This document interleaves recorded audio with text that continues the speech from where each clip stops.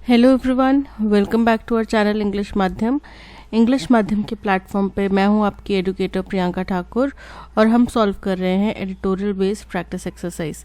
Start करते हैं आज का session with thought of the day, that is each day allows you to begin again. यानी कि हर दिन आपके पास एक मौका होता है चीज़ों की फिर से शुरुआत, नए सिरे से शुरुआत करने का। So as you wake up just remember that your future is not yet written. तो जैसे ही आप सुबह उठे ना, एक बात याद रखना कि अभी भी आपके पास वक्त है अपना भविष्य लिखने का, अपना सुनहरा भविष्य लिखने का। ठीक है, तो इससे क्या होगा, आप वापस स्नूज करके सो नहीं जाएंगे। ओके, तो स्टार्ट करते हैं reading comprehension and practice exercise for SSC CGL 2024। India's higher education landscape is undergoing a transformative shift।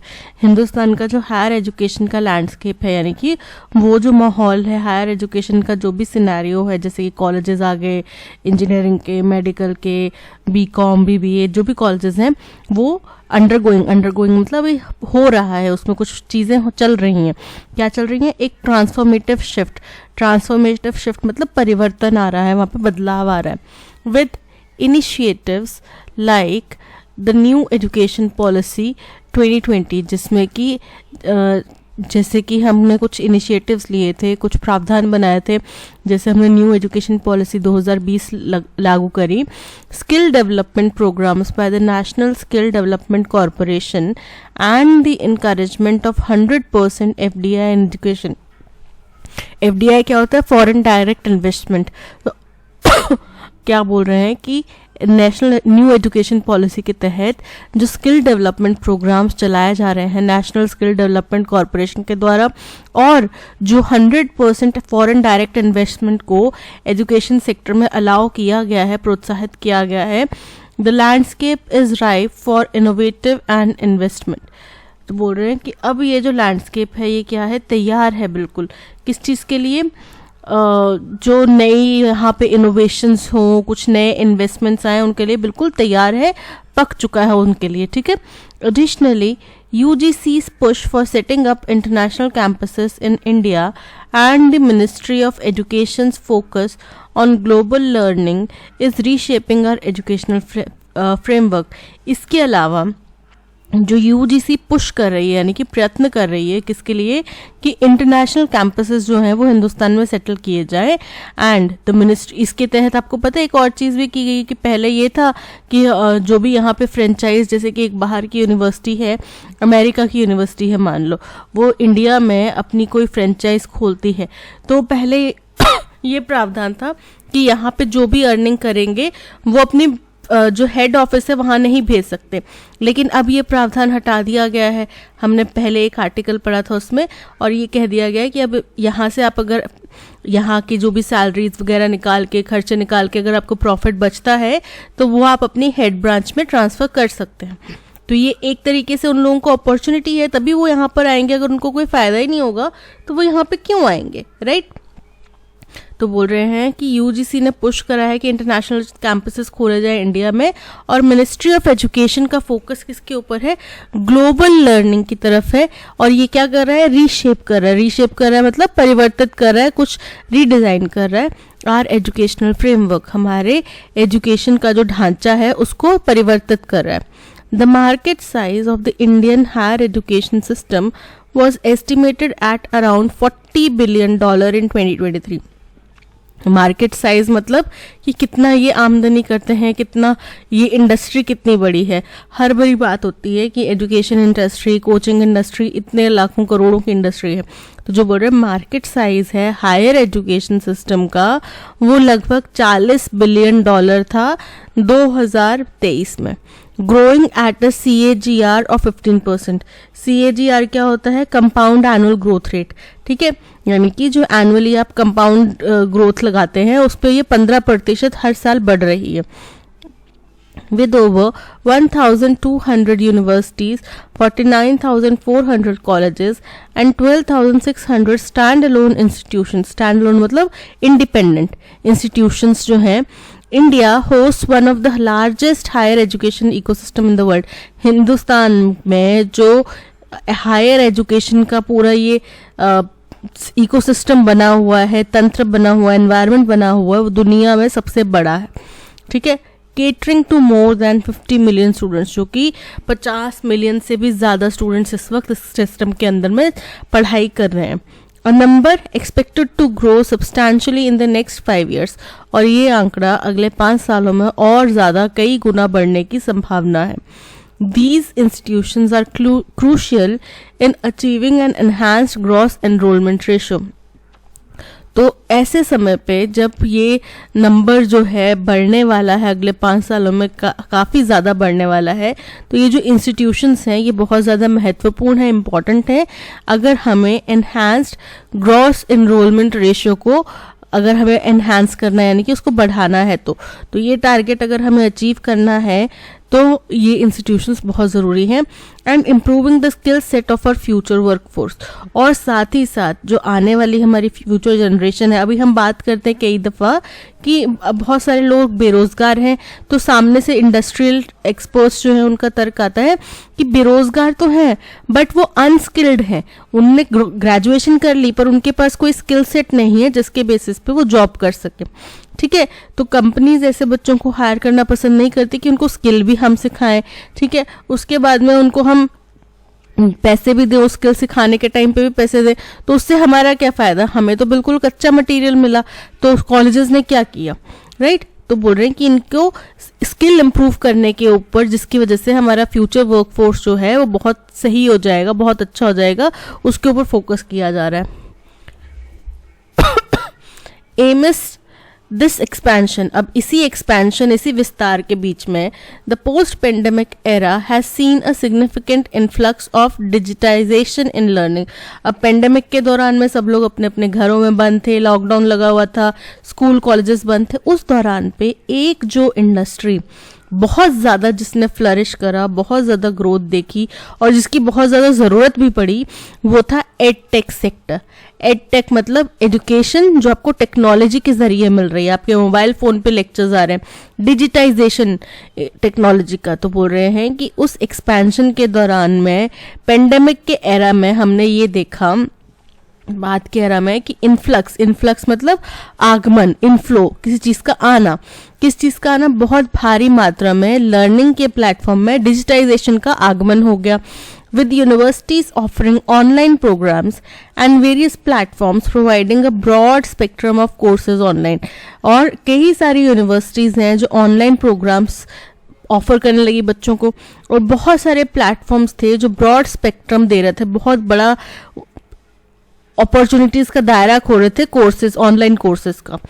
Considering our current infrastructure and the expected demand, अब आज की डेट में हमारा जो इंफ्रास्ट्रक्चर है उसको देखते हुए और जो हमारे को ज़रूरत है, जितनी हमारी डिमांड है, उन चीज़ों को देखते हुए it is essential for the country to further explore online learning and skill development opportunities. तो हमारे देश के लिए बहुत ज़्यादा ज़रूरी हो जाता है कि हम फर्दर और ज़्यादा एक्सप्लोर करें कि ऑनलाइन लर्निंग की प्लेटफॉर्म को, ऑनलाइन लर्निंग के तरीकों को और ज़्यादा एक्सप्लोर करें और स्किल डेवलपमेंट की अपॉर्चुनिटीज़ यहाँ पे और ज़्यादा पैदा कर पाएँ।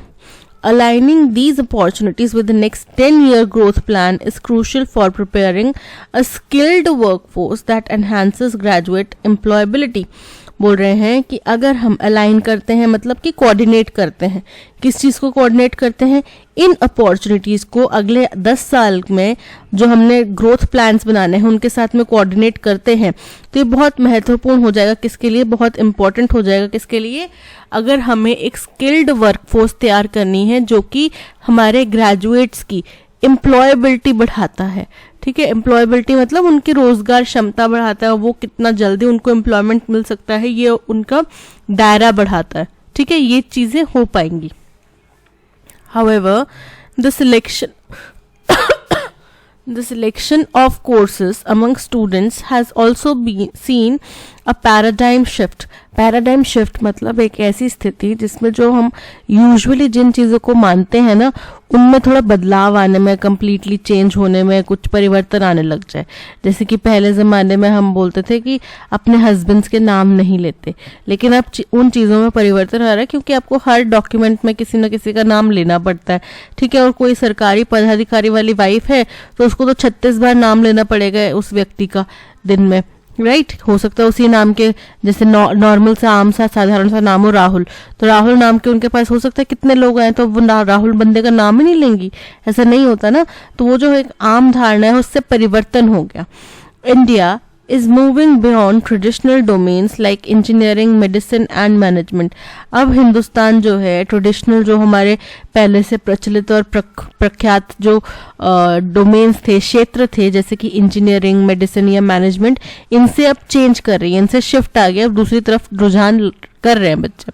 Today, students are increasingly drawn to interdisciplinary programs and new age courses। आज की डेट में बच्चे इंटरडिसिप्लिनरी मतलब एक से ज़्यादा कुछ, दो एकेडमिक्स चीज़ें करने के लिए उनके तरफ रुझान ज़्यादा बढ़ रहा है। और न्यू एज कोर्सेज जैसे कि कोर्सेरा हो गया, स्किल नेशन हो गया, ऐसे बहुत सारी चीज़ें हैं जिनमें बच्चे अलग अलग चीज़ें सीख रहे हैं। AI में प्रॉम्प्ट इंजीनियरिंग सीख रहे हैं, डेटा साइंटिस्ट बनने के लिए सीख रहे हैं। इनफैक्ट जो बच्चे BA कर चुके हैं, BBA किए हैं, BCom किए हैं, वो भी data science, data analytics in field की तरफ एक्सप्लोरेशन कर रहे हैं। तो ये क्या चीज़ें हैं? ये आपके ट्रेडिशनल जो इंजीनियरिंग और मेडिसिन से रिलेटेड तो है नहीं, ठीक है, लेकिन बच्चे इनको एक्सप्लोर कर रहे हैं, इनमें अपना मकाम बनाने की कोशिश कर रहे हैं। That promise quicker skill acquisition and certification. इनमें इनको क्या मिलता है? स्किल भी इनको जल्दी से सीखने मिल जाती है और साथ ही साथ इनको सर्टिफिकेट्स भी मिलते हैं, जो सर्टिफिकेट्स ही आगे दिखा सकते हैं। आजकल तो ऑनलाइन आप लिंक्डइन पे डाल देते हैं बच्चे के कि हमने ये सर्टिफिकेट पूरा कर लिया जी, हमने ये सर्टिफिकेट पूरा कर लिया, और कंपनीज उनको एक्नॉलेज करती हैं, देखती हैं। बहुत बार आपके पास नोटिफिकेशन आता है कि आपको फलाना बंदा कोई कंपनी से देख रहा था। There is a significant opportunity for institutions to expand their offerings in these certification degree courses where students can learn new skills in less duration। बोल रहे हैं बहुत बड़ी अपॉर्चुनिटी है, बहुत ज़्यादा संभावनाएं हैं इंस्टीट्यूशंस के लिए कि वो और ज़्यादा विस्तार करें अपनी ऑफरिंग्स में, कि भाई हम ये सर्टिफिकेट्स, ये डिग्री कोर्सेज अब हम ऑफर कर रहे हैं जिनको students can learn new skill, जहाँ से स्टूडेंट्स नई स्किल्स सीख सकते हैं कम ड्यूरेशन में, कम अंतराल में। The search in EdTech has been transformative and represents a key area ripe for investment and innovation। ये हमने पढ़ा कि भाई EdTech में जो उछाल आया है वो बहुत परिवर्तनकारी है, परिवर्तनशील है, ठीक है। और ये दर्शाता है कि अब ये एरिया जो है, ये इंडस्ट्री जो है, बिल्कुल तैयार है और इन्वेस्टमेंट्स के लिए और इनोवेशंस के लिए। By providing everything from career guidance to student counseling digitally, these platforms have democratized access to education। बोल रहे हैं क्योंकि अब ये प्लेटफॉर्म्स जो है हर चीज़ का समाधान जो है डिजिटली दे रहे हैं, चाहे बात करियर गाइडेंस की हो, चाहे बात स्टूडेंट काउंसलिंग की हो, चाहे बात कोर्सेज पढ़ाने की हो, कोर्सेज ऑफर करने की हो, कुछ अपग्रेड करना, डिग्रेड करना, कुछ भी प्रावधान हो, ठीक है, वो आप डिजिटली कर सकते हैं। आपको किसी के पास जाके अरे मैडम देख लो ना, कुछ हो सकता है, ऐसे करने की ज़रूरत नहीं। उनकी फिक्स पॉलिसीज हैं, आप उनमें से जो भी आपको सही लग रहा है वो आप करके देख लीजिए, ठीक है। तो इन प्लेटफॉर्म्स ने क्या किया है? डेमोक्रेटाइज कर दिया है किस चीज़ को, कि भाई आज आम इंसान, साधारण से साधारण इंसान के पास में भी एक्सेस है एजुकेशन का, वो भी पढ़ाई कर सकता है। Ensuring that students from all regions have better career opportunities, जिससे ये सुनिश्चित हो जाता है कि व्यक्ति चाहे किसी भी इलाके का हो, किसी भी जगह का हो, किसी भी धर्म जाति का हो, ठीक है, रंग का हो, नस्ल का हो, उसके पास में बेटर करियर अपॉर्चुनिटीज़ के लिए रास्ते हैं, जरिए हैं। Yet Realizing the full potential of these advancements requires overcoming significant challenges. फिर भी इनका पूरा पोटेंशियल, इनकी पूरी क्षमता को अगर हमने रियलाइज करना है, पूरी क्षमता का फ़ायदा उठाना है, तो क्या करना पड़ेगा? हमें बहुत सारे चैलेंजेस हैं जिनसे ओवरकम करना पड़ेगा, जिनको पार पाना पड़ेगा. Addressing the digital divide, ensuring equitable access to technology and improving internet connectivity. बोल रहे हैं जैसे कि क्या करना पड़ेगा? डिजिटल डिवाइड, जो डिजिटल गैप है उसको कम करना पड़ेगा. ठीक है, उससे निपटना पड़ेगा. इंश्योरिंग इक्विटेबल मतलब समान, सबके पास में समान एक्सेस हो टेक्नोलॉजी का, ये सुनिश्चित करना पड़ेगा. इंटरनेट कनेक्टिविटी इंप्रूव करनी पड़ेगी, स्पेशली इन अनडिजर्व्ड एरियाज, खास तौर पे उन इलाकों में जहाँ पे ये चीज़ें नहीं पहुँच पा रही हैं, आर क्रिटिकल. ये बहुत महत्वपूर्ण है. Moreover as the field rapidly diversifies, इसके अलावा जैसे जैसे ये फील्ड डाइवर्सिफाई हो रही है, परिवर्तित हो रही है, बदलाव आ रहे हैं, इसमें विविधताएं आ रही हैं, strengthening quality assurance and adapting accreditations that regulatory. बोल रहे हैं कि क्या करना? मजबूत करना. किस चीज़ को मजबूत करना? क्वालिटी एश्योरेंस, निश्चित करना कि भाई क्वालिटी चीज़ें मिल रही हैं हमें. एंड अडैप्टिंग एक्रेडिशन मतलब सर्टिफिकेट जो आपको मिलते हैं ना, तो उनको अडेप्ट करना, उनको मॉडिफाई करना. And regulatory frameworks are essential to maintaining standards and credibility. तो और साथ ही साथ रेगुलेटरी फ्रेमवर्क्स मतलब इसके ऊपर कुछ नियम लगाना, किसी को इनकी अकाउंटेबिलिटी हो. ठीक है, ये चीज़ें सुनिश्चित करना ये बहुत ज़रूरी है अगर हमें इसके स्टैंडर्ड्स को बनाए रखना है और इसकी क्रेडिबिलिटी यानी कि विश्वसनीयता को बनाए रखना है. तो these bodies must adapt to the changing dynamics of higher education to uphold academic integrity and student outcomes. बोल रहे हैं ये जो भी चीज़ें हैं, ये जो भी संस्थाएं हैं, इनको अडेप्ट करना पड़ेगा. जो भी चेंजेस आ रहे हैं हायर एजुकेशन के दायरे में, इनको अडेप्ट करना पड़ेगा, यानी कि अनुसरण करना पड़ेगा, ताकि वो एकेडमिक इंटीग्रिटी मतलब जो एक ईमानदारी, ऑनेस्टी, ठीक है, उसको बनाए रख सकें और स्टूडेंट्स को अच्छे रिजल्ट्स मिल पाएँ. The Ministry of Education's current focus on internationalization of higher education. अभी मिनिस्ट्री ऑफ एजुकेशन ने उनका करंट फोकस क्या है कि ग्लोबलाइज किया जाए किसको? हायर एजुकेशन को.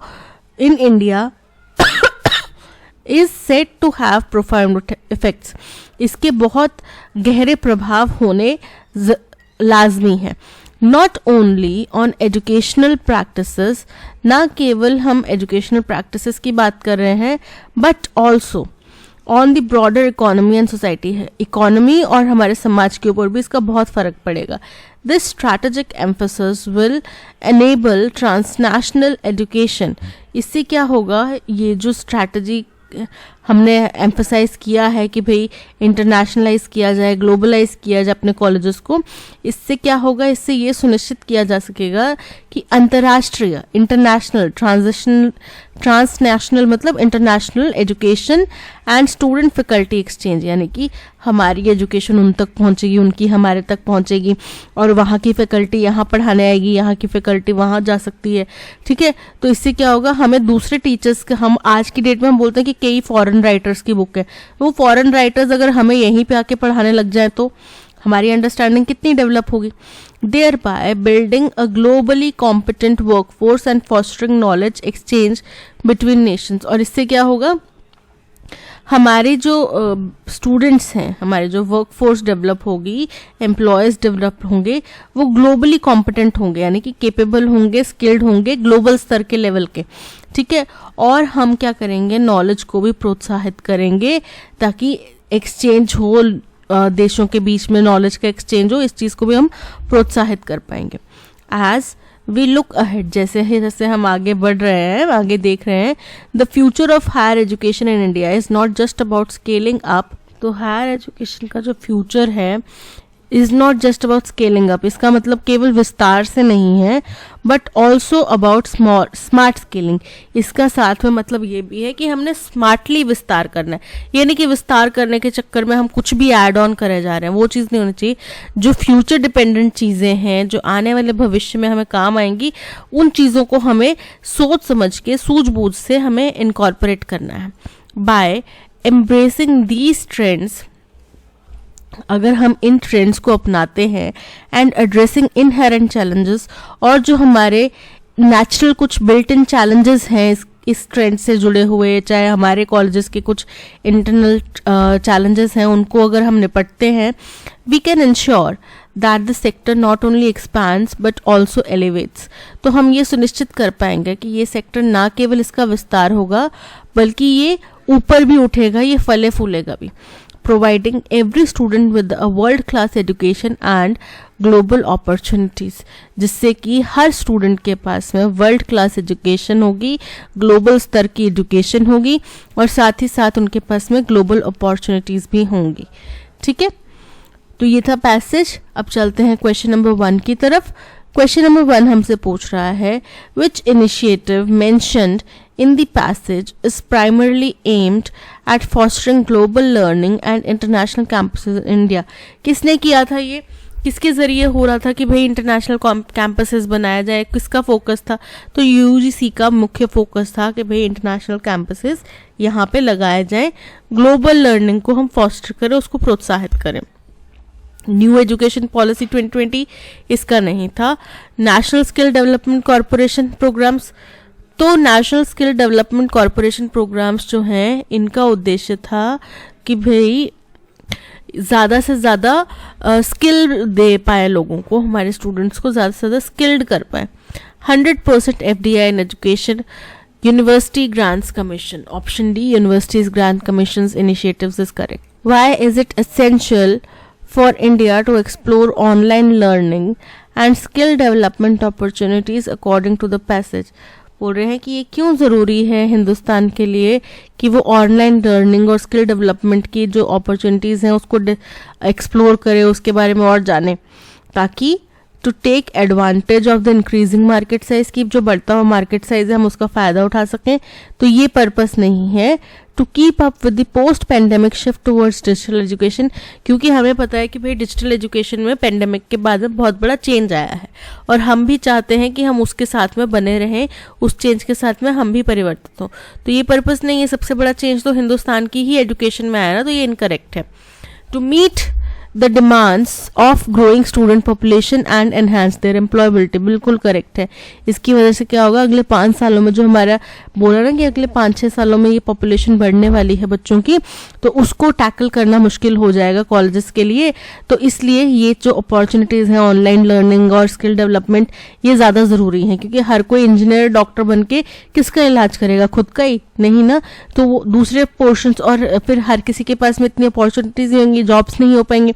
तो बेटर है कि दूसरे चांसेस भी, दूसरी जगहें भी एक्सप्लोर करो जहाँ पे कंपटीशन भी कम है और एम्प्लॉयबिलिटी भी ज़्यादा है। So option C is correct. What is identified as significant opportunity for educational institutions in the passage? Expanding traditional courses like engineering and medicine, तो ट्रेडिशनल कोर्सेज को एक्सपैंड करने की बात नहीं करते, पर जो 2-3 कोर्सेज का मिक्सचर या फिर नई टेक्नोलॉजी वाले कोर्सेज, न्यू एज जो हमारी रिक्वायरमेंट है, उन कोर्सेज को एक्सप्लोर करने की बात करते, एक्सपैंड करने की बात करते। So first is incorrect. Offering interdisciplinary programs and new age courses, option B is correct. What can be inferred about the role of edtech platforms in India's educational sector from the passage?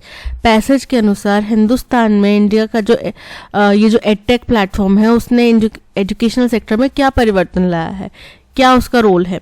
तो भाई उन्होंने जो gap था ना कि भाई ये लोग इस चीज कुछ लोग जो थे उनके पास में ज़्यादा अपॉर्चुनिटीज़ थी, वो एजुकेशन को ज़्यादा पा सकते थे, कुछ लोग नहीं पा सकते थे, वो गैप इन्होंने ख़त्म कर दिया है।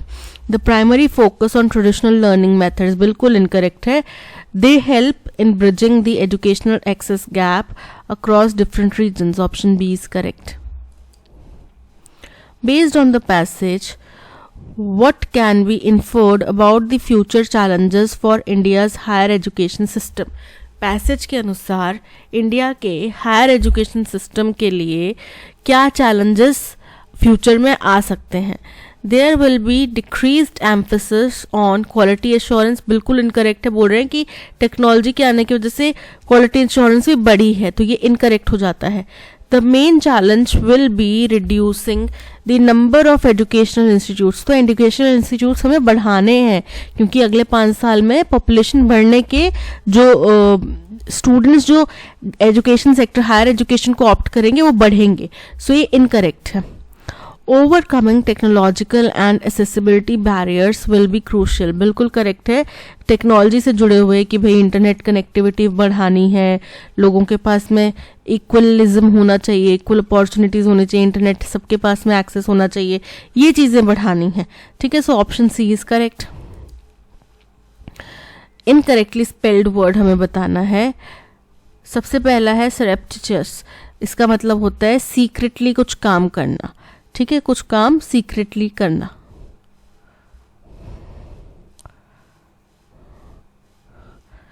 क्लैंडस्टाइन. क्लैंडस्टाइन का मतलब होता है गुप्त, चोरी छुपे कुछ करना. उसमें सी आता है, के नहीं आता. क्या आता है? CLANDESTINE, मतलब चोरी छुपे कुछ करना, चोरी से कुछ करना. ठीक है. नॉलेजेबल, बड़ा ही ज्ञानी कोई व्यक्ति है. सबटेरेनियन. सबटेरेनियन का मतलब होता है अंडरग्राउंड कोई चीज हो. ठीक है, उसको बोलते हैं सबटेरेनियन. Out of site. देखो एक टर्म होती है out of sight out of mind, proverb है. इसका मतलब क्या होता है कि जो चीज आप देख नहीं ना सकते उसके बारे में आप सोचेंगे भी नहीं. आउट ऑफ साइट, जैसे ही आपकी नजर से दूर हुई वैसे ही आप उसके बारे में सोचना बंद कर देंगे. तभी तो मूवीज वगैरह में रिलेशनशिप्स जब लोग एंड करते हैं और मूव ऑन होने की बात करते हैं तो सबसे पहली चीज वो क्या करते हैं, उनसे जुड़ी हुई जिस व्यक्ति से उन्हें मूव ऑन होना है उससे जुड़ी हुई सारी चीजें समेट के उस व्यक्ति को वापस कर देते हैं, या फिर वो जगह वो शहर छोड़ के चले जाते हैं. Right. So out of sight out of mind. ठीक है. करेक्ट प्रोवर्ब क्या है? Out of sight, serve two masters, out of mind. Option B is correct. Poor people in India earn their livelihood daily. ठीक है. गरीब लोग जो हैं वो रोज की दिहाड़ी मजदूरी करके रोज की आमदनी करते हैं. If they don't get work one day, अगर उनको एक दिन काम नहीं मिलता, they sleep on an empty stomach, तो वो खाली पेट सोते हैं. तो इसके लिए अप्रोप्रिएट प्रोवर्ब डालना है. इसका मतलब होता है hand to mouth, living from hand to mouth. मतलब कि जितना आप कमाओगे उतना ही खा पाओगे, अदरवाइज आपके पास नहीं होगा. सो जो कमाया वो खा लिया. High winds blow on hills, incorrect है. Too much courtesy, to crop crop. Living from hand to mouth. Option C is correct. I purchased this device because the dash was very captivating. अब captivating का मतलब होता है मंत्र मुक्त करना. बोले मैंने ये डिवाइस इसलिए खरीदा क्योंकि डैश बहुत मंत्र मुक्त करने वाली थी, तो उसकी एडवर्टाइजमेंट होगी ना मंत्र मुक्त करने वाली. अडेंडम, फर्स्ट वर्ड है अडेंडम. अडेंडम का मतलब होता है दस्तावेज में किया गया कोई जोड़. ठीक है, कोई डॉक्यूमेंट है उसमें आपने कुछ अमेंडमेंट करी है, कुछ नई चीज ऐड करी है, वो हो गया अडेंडम. ऐड मतलब नॉर्मल जो जमा भाग करते हैं. ठीक है, 6+5, ये क्या हो गया, ऐड कर रहे हैं. एडवर्टाइजमेंट मतलब जो टीवी पे विज्ञापन आते हैं. एड मतलब सहायता, मदद. सो यहाँ पे एड तो नहीं होगी अट्रैक्टिव, एड भी, उसका जोड़ भी अट्रैक्टिव नहीं होगा, उसमें कुछ ऐड किया है वो भी अट्रैक्टिव नहीं होगा, उसकी एडवर्टाइजमेंट अट्रैक्टिव थी. So option C is correct. The value of crypto currency can not be deflated by central banks across the globe. इसका एंटोनिम करना है. डिफ्लेट करना मतलब किसी चीज को कम करना, किसी चीज में ज्यादा बढ़ोतरी हो गई थी उसको हम कम कर रहे हैं, घटा रहे हैं.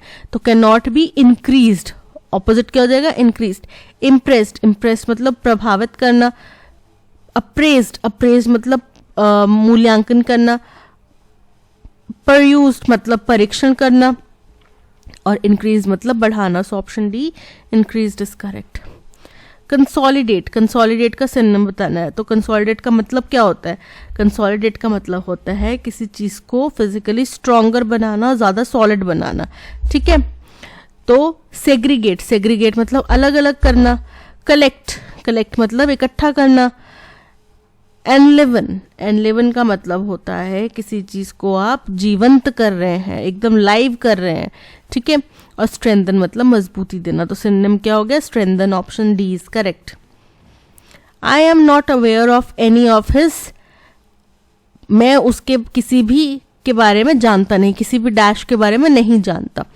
The PM of India dash the nation on 15th August every year, PM of India, प्रधानमंत्री ऑफ इंडिया 15 अगस्त को हमारे देश को हर साल क्या देते हैं, अभिभाषण देते हैं, अपनी कुछ चीजें व्यक्त करते हैं, बात करते हैं उनसे, ठीक है। तो फर्स्ट वर्ड है एड्रेसेस, एड्रेसेस दोनों ही ब्लैंक्स में फिट बैठ रहा है। I am not aware of any of his addresses. First statement में एड्रेसेस का मतलब उसकी समस्याओं के बारे में है, ठीक है, कि मैं उसकी किसी भी समस्याओं के बारे में नहीं जानता, राइट। और सेकंड स्टेज में एड्रेसेस जो बोल रहा है वो किसी व्यक्ति के भाषण को, अभिवादन को, उसके बारे में जिक्र कर रहा है। तो प्रधानमंत्री जो है जनता को संबोधित करते हैं 15 अगस्त को, तो वो बोल रहे हैं उनके अभिभाषण की बात कर रहे हैं। सो option A addresses is correct. कंसीड, incorrectly spelled word बताना है। पहला शब्द कंसीड ही इनकरेक्ट है। कंसीड का मतलब होता है स्वीकार करना, इसमें CONCEDE, कंसीड के स्पेलिंग ये होते हैं DE, ठीक है। कंसीड मतलब स्वीकार करना। स्टीयर, स्टीयर मतलब किसी को दिशा देना। एग्जिस्टेंस मतलब किसी चीज का होना। रिट, रिट मतलब कोई लीगल ऑर्डर, किसी चीज को करने या नहीं करने का एक legal order. So option A कंसीड is correct. The film actor's living room was luxurious and flamboyant. Flamboyant का एंटोनिम बताना है। Flamboyant का मतलब बड़ा तड़कता भड़कता, बड़ा चटकीला सा। Garish, garish का मतलब होता है भड़कीला। Ostentatious, ostentatious का मतलब होता है दिखावटी। Modest, modest का मतलब होता है बड़ा ही शालीन, संतुलित सा, बैलेंस सा, ठीक है। और pretentious का मतलब होता है बनावटी। तो यहाँ पे option C modest is correct. Misspelled word बताना है। सबसे पहला वर्ड है अपेंडिक्स। अपेंडिक्स क्या होता है, हमारे जो लार्ज इंटेस्टाइन होता है उसके अंत छोर पर एक छोटा सा पाउच होता है, जिसको कभी कभी बोलते हैं ना कि उसको अपेंडिक्स, किसी व्यक्ति को अपेंडिक्स अपेंडिक्स की दर्द उठी थी, किसी व्यक्ति का अपेंडिक्स का ऑपरेशन हुआ, उसकी अपेंडिक्स की थैली निकालते ही फट गई। अपेंडिक्स बेसिकली एक वेस्टिजियल ऑर्गन होता है हमारे शरीर में, अब उसका कोई इस्तेमाल नहीं है तो डॉक्टर उसको निकाल देते हैं और उससे हमें कुछ प्रभाव भी नहीं पड़ता, ठीक है। अपेंडिक्स। एनेक्जर, एनेक्जर मतलब होता है एक कोई डॉक्यूमेंट है उसमें कुछ भी ऐड किया है, उसका कोई सप्लीमेंट है, उसको बोलते हैं एनेक्जर। एनिलेशन, एनिलेशन मतलब एनिलेट क्या मतलब क्या होता है, किसी चीज को डिस्ट्रॉय कर देना, किसी चीज को कंप्लीटली तबाह कर देना। और एम्यूनेशन, एम्यूनेशन मतलब गोला बारूद। तो एम्यूनेशन की स्पेलिंग इनकरेक्ट है, AMW नहीं होता, AMMUNITION, option D is correct. There was a salt marsh that bounded part of the mill pond, on the edge of which at high water we used to stand to fish for minnows. बोल रहे हैं कि वहाँ पे एक salt Marsh था। Salt Marsh मतलब Marsh क्या होता है, बेसिकली ऐसी जगह जहाँ पे लहरें आके टकराती हैं और वो थोड़ी गीली सी जगह होती है, मार्शी लैंड, ठीक है। तो सॉल्ट मार्श था मतलब नमकीन पानी का, समुद्री पानी का वहाँ पे आगमन होता होगा, तो उसकी वजह से नमक की वजह से नमक जैसा दलदल वहाँ पे बन गया था। कहाँ पे था, जो कि मिल पॉन्ड को, बाउंडेड और part of the mill pond, mill pond था उसको बाउंड करके रखता था, उसको बांध के रखता था एक एज पर, जिसकी हाई वाटर्स मतलब ज्यादा गहरा पानी नहीं, थोड़ा उथले पानी में वी यूज टू स्टैंड, हम वहां पे खड़े होते थे, एंड टू फिश फॉर मिनोज। मिनोज होती हैं छोटी छोटी मछलियां, जिनको कई बारी चारा बना के भी बड़ी मछली पकड़ने के लिए डाला जाता है, ठीक है। तो वो छोटी छोटी मछलियां पकड़ने के लिए हम वहां पे खड़े होते थे। By much trampling we had made it mere quagmire. वो बोल रहे कि बहुत ज्यादा उसको कुचल के हमने उसको क्वेगमायर बना दिया था। ट्रैम्पलिंग मतलब कुचलना, क्वेगमायर मतलब किसी चीज को अपने कुचल के क्या बोलते, बिल्कुल पिलपिला सा कर दिया हो, बिल्कुल उथला सा कर दिया हो, तो वैसा कर दिया हमने, ठीक है। My proposal was to build a wharf there fit for us to stand upon. फिर मैंने प्रपोज करा कि हम वहां पे एक तरीके का बांध बना दें, ठीक है, जिसके ऊपर हम खड़े हो सके। बेसिकली पत्थरों का, लकड़ी का कुछ प्लेटफॉर्म बना दिया जाता है, ठीक है, जिसके ऊपर हम खड़े हो सके। And I showed my comrades a large heap of stones, और मैंने अपने सहयोगियों को, अपने साथ जो बच्चे खेलते थे उनको क्या बताया, एक बहुत बड़ा पत्थरों का ढेर बता दिया, ठीक है, दिखा दिया।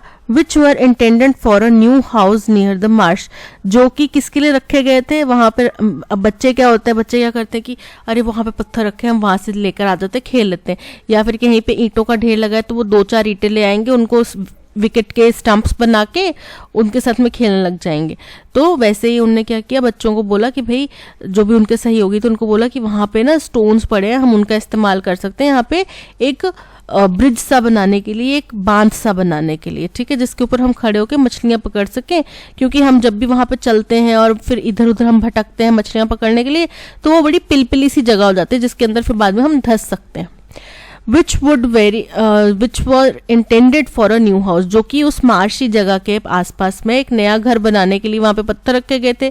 विच would very well suit our purpose, और ये जो पत्थर थे ये हमारे कार्य के लिए, वहां पे वॉर्फ बनाने के कार्य के लिए बिल्कुल सही थे। अकॉर्डिंगली, फिर उसी के अनुसार, in the evening when the workers were gone, शाम को जब सारे वर्कर्स चले जाते थे, I assembled a number of play fellows, तो मैंने कुछ अपने दोस्तों को इकट्ठा करा। And working with them diligently, और बड़े सोच विचार से और मेहनत से उनके साथ में काम करके, डिलीजेंटली लाइक सो मेनी एमेट्स, और जैसे कि उनके साथ में बड़े सोच विचार के, बड़े मेहनत से हमने काम करा, जैसे बहुत सारी एमएच मतलब चींटियां करती हैं। Sometimes 2 or 3 to a stone, कई बार एक पत्थर के साथ में 2-3 बच्चे लगे होते थे। We brought them all away and built our little wharf, हम वहां से सारे उठा के ले आए और हमने अपना छोटा सा वॉफ बना लिया, अपना छोटा सा पुल टाइप बना लिया, बांध बना लिया। The next morning the workmen were surprised at missing the stones, अगली सुबह जब सारे कर्मचारी आए, मजदूर आए, तो वो बड़े हैरान हो गए कि सारे पत्थर कहाँ गए। Which were found in our wharf, फिर वो ढूंढने लगे तो उनको वो पत्थर कहाँ मिले, हमारे उस ब्रिज में, उस पुल में मिले, ठीक है। An inquiry was made after the removers, बोल रहे हैं एक इंक्वायरी बिठाई गई, एक इंक्वायरी हुई, पहले वो पत्थर हटा लिए गए, उसके बाद में इंक्वायरी हुई। वी वर डिस्कवर्ड, हमें उन्होंने पहचान लिया कि इन बच्चों का काम है और उन्होंने हमारी शिकायत कर दी। Several of us were corrected by our fathers, हम में से कई लोगों को हमारे पिताजियों ने समझाया। And though I pleaded about the usefulness of the work, mine convinced me, और जब मैंने अपने पिता को बताया कि भाई हमने जो काम किया वो कितना यूजफुल है, वो कितना ज़रूरी था, तो माइन मतलब मेरे पिता ने, कन्विंस्ड मी मुझे ये मना लिया, that nothing was useful which was not honest, उन्होंने मेरे को ये मना लिया कि जो भी बेईमानी से किया जाता है वो कभी भी यूजफुल नहीं होता। तो हम समझ पा रहे हैं किसी बच्चे के बचपन की घटना है, right. Select an appropriate title for the passage, अब अप्रोप्रिएट टाइटल कैसे बताएंगे, चलिए देखते हैं। हम ये तो समझ पाए कि बच्चों के बचपने की बात है, ठीक है। The childhood naivety of Benjamin Franklin, naive क्या होता है, कोई बच्चा जो बिल्कुल चीज़ों के बारे में जानता नहीं है, चीज़ों के बारे में समझता नहीं है, ठीक है, ज्ञान नहीं है उसको। तो नाइव क्या हो गया, कोई ऐसा व्यक्ति जो अज्ञानी है, कोई ऐसा व्यक्ति जो अज्ञानी है, किसी को ज्ञान नहीं है। So the childhood naivety of Benjamin Franklin, तो हमें समझ में आ गया कि बेंजामिन फ्रैंकलिन के जीवन से जुड़ी एक घटना है और उस टाइम पे वो बचपने में कैसी बचकानी बातें करते थे, कितना उनको अज्ञान था, उसके बारे में बताया गया। सो option A is correct. Franklin and his playmates, तो उनके दोस्तों के बारे में तो बताया नहीं, उनने अपने दोस्तों को एक जगह पे प्लेमेट्स बोल दिया, एक जगह पे कुछ और बोल दिया, दोस्तों के नाम तो बताया नहीं, ठीक है। So option A is correct. What conclusion do we draw from the above passage? Above passage से हमें क्या conclusion देखने मिलता है? Forgive and forget, कि भाई भूल जाओ, माफ कर दो, छोड़ो, ऐसा मिलता है पैसेज से? नहीं। चेरिश वंस चाइल्डहुड, कि हमें अपने बचपन की यादें ना संभाल के रखनी पड़ती हैं, क्योंकि वो कहानियाँ बड़ी मासूमियत से भरी हुई, बड़ी अच्छी, बड़ी उत्सुकता से भरी हुई, एक्साइटमेंट से भरी हुई होती हैं, ठीक है। उन कहानियों को याद करके आप ना बहुत कई बार अकेले में मुस्कुरा रहे होते हैं, हंस रहे होते हैं, तो वो बहुत अच्छी यादें होती हैं, उनको हमेशा चेरिश करके रखना चाहिए, संजो के रखना चाहिए। Option B is correct. What is above passage based on? Above passage बचपन के एक इंसिडेंट की बात बताता है जहाँ पे बच्चों की मासूमियत, उनका साधारण सा व्यवहार, उनको ये भी नहीं पता कि हमने वो पत्थर जो उठा लिए हैं वो हमने बेसिकली चोरी कर ली है, ये चीज़ भी उनको नहीं पता। A childhood incident of Benjamin Franklin illustrating his innocence and simple attitude. Option A is correct. Who are referred to as MS by narrator? Narrator ने एमएच किसको कहा है? एमएच ने किसको कहा है? अपने दोस्तों को कहा है जो उनके साथ में वहाँ पे मजदूरी कर रहे थे, मेहनत से वो पत्थर उठा के लेकर आ रहे थे, ठीक है। फ्रैंकलिन हिमसेल्फ, उन्होंने खुद को कहा है? नहीं। वर्कमैन जो वहाँ पे मजदूर थे, ठेकेदार थे, उनको कहा है? नहीं। फ्रैंकलिन्स कॉमरेड्स, उनके जो सहयोगी थे, उनको कहा है। Option C is correct. How do you define the structure of the passage? Passage का स्ट्रक्चर नरेशन वाला था, उन्हें अपनी एक कहानी नरेट करी है, ठीक है। So option A narrative is correct. Accessible नहीं था, डिडैक्टिक नहीं था, इन्फॉर्मेटिव नहीं था। Option A narrative is correct. I still marble, मैं अभी भी अचंभित होता हूँ। I didn't drop stone cold dead from the embarrassment during my first solo travel experience. मैं अपने पहले सोलो ट्रैवल एक्सपीरियंस के दौरान में एम्बैरसमेंट यानी कि शर्म से बिल्कुल ऐसे पानी पानी नहीं हो गया था, ठीक है। मुझे अभी भी हैरानी होती है इस बात की कि मैं इतना शर्मिंदा नहीं हो पाया, हालांकि वहाँ पे बहुत एम्बैरसिंग कुछ चीज़ें हुई, बट मैं ऐसा नहीं हो पाया कि बस मैं उसके बाद घर से निकलूंगा नहीं, मेरी तो इतनी बेइज्जती होगी, ऐसा नहीं हो। एज अ 20-year-old, क्योंकि मैं 20 साल का था, I booked a spontaneous trip to Darwin in Australia's northern territory. Australia के नॉर्दर्न हिस्से में मैंने डार्विन की एक ऐसे ही बिना कुछ सोचे समझे ट्रिप प्लान कर ली, ट्रिप बुक कर ली।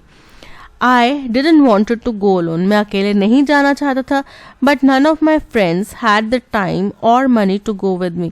लेकिन मेरे किसी भी दोस्त के पास में ना इतना पैसा था, ना इतना समय था कि वो मेरे साथ जा सकता।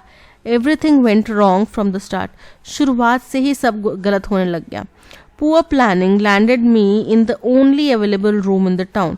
अब मेरी ख़राब प्लानिंग की वजह से, अब आपने पहले बुकिंग वगैरह नहीं करी है तो रूम्स जो बुक होंगे, है ना, तो वैसे उनके साथ हुआ कि उनकी पूरी प्लानिंग की वजह से उनको शहर का इकलौता अवेलेबल रूम मिला, जो कि क्या था, backpacker bunk room. Bunk room क्या होता है कि एक के बेड के ऊपर दूसरा बेड, ऐसे तीसरा बेड, फिर इधर एक और एक और एक और, ऐसे करके 2 3 4 5 6 लोग एक जगह पे उसको शेयर करते हैं। तो वैसा रूम मिला, ऑक्यूपाइड बाय 2 जर्मन, जिसमें ऑलरेडी 2 जर्मन मैन रह रहे थे, हु डिडंट स्पीक इंग्लिश, जो कि इंग्लिश नहीं बोलते थे। On a guided tour of Kakadu national park, एक काकारू नेशनल पार्क होगा, उसके गाइड वाले टूर में, मतलब वहाँ पे कोई गाइड था उनके साथ में जो उनको बता रहा था चीज़ें। I fell for every prank my Australian guide pulled, जो भी मेरा एक ऑस्ट्रेलियन गाइड था वो मेरे ऊपर ना कुछ प्रैंक्स कर रहा था और मैं हर बार उसके जाल में आ जा रहा था। इवेंचुअली ही स्टॉप बेटिंग में, बेटिंग मतलब होता है चारा डालना, फिर अंततः उसने मेरे ऊपर चारा डालना छोड़ दिया।